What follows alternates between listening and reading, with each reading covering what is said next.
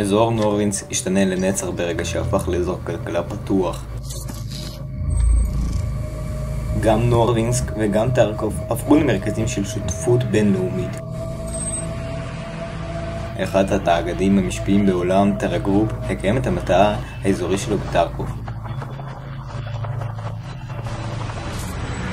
המדענים של טרה גרופ הבטיחו להוביל את העולם שלנו אל העבר העתיד. כבר אז היה ברור שהעולם הישן בדרכו החוצה. בטרקוב, טרה גרופ רכשו שטחים בצורה אגרסיבית ובילו עסקים מקוונים למען הפרויקטים המהפכניים שלהם. וירטוס נונסנסיה. ככה הם אומרים. ההשפעה של טרה גרופ בעיר גדלה במהירות. לא עבר זמן רב עד שהם יכלו להתעניין במתקני ממשלה מסווגים.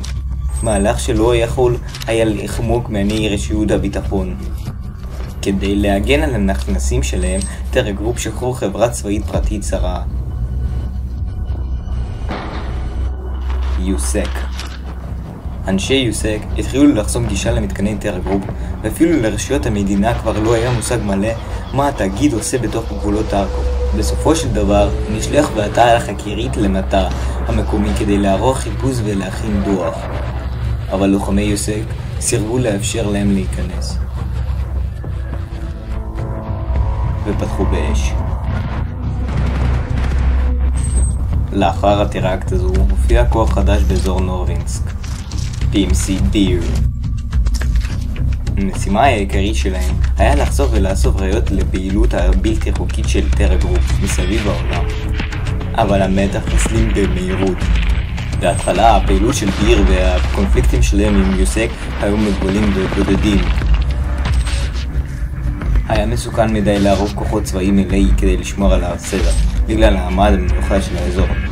כוחות האו"ם והצבא הרוסי חמסו את הכל הדרכים אל העיר וממנה. ומשימת מותר החלה בפינוי אזרחים. אבל למרות הצערות הרשויות, המצב בטרקוב כבר לא היה בשיטת אף אחד.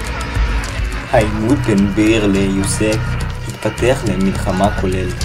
שודדים ופורעי חוק שיכנו מאוחר יותר סקאבים רק החמירו את המצב.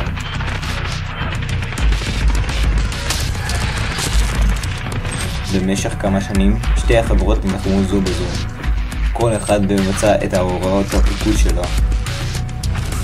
לפני כל זה טרקוב הופיעה בכתובת הכלכלית בעולם, אבל עכשיו היא מופיעה רק ביומני הקרב של מלחמת חוזים, אבל זה לא נגמר שם. המטע המקומי של טרה גרופ הפך למטרה העיקרית של דיר ועמד מול הניסיונות הפריצה הרבים, ובמהלך אחד הפשיטות האלה קרה פיצוץ אחד. פיצוץ שחילק את ההיסטוריה של טרה גרופ ללפני ואחרי.